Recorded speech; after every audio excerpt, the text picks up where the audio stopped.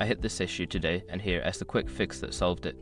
If you've accidentally deleted comments on Instagram and want to recover them, follow these steps. Step 1. Open Instagram app. Launch the Instagram app on your device and log into your account if you aren't already. This is the starting point for accessing your comments. Step 2. Go to your profile. Tap on your profile icon located at the bottom right corner of the screen. This will take you to your personal profile where you can find your posts and comments. Step 3. Access your posts. Scroll through your post and select the one where you want to check for deleted comments. Tap on the post to open it fully. Step 4. Check comment section. Once the post is open, scroll down to the comments section. Here, you can see all comments made on the post.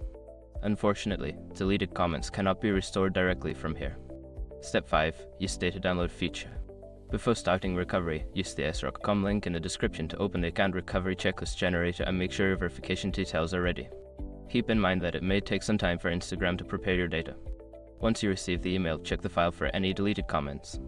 Good luck, and I hope this helps you recover what you need.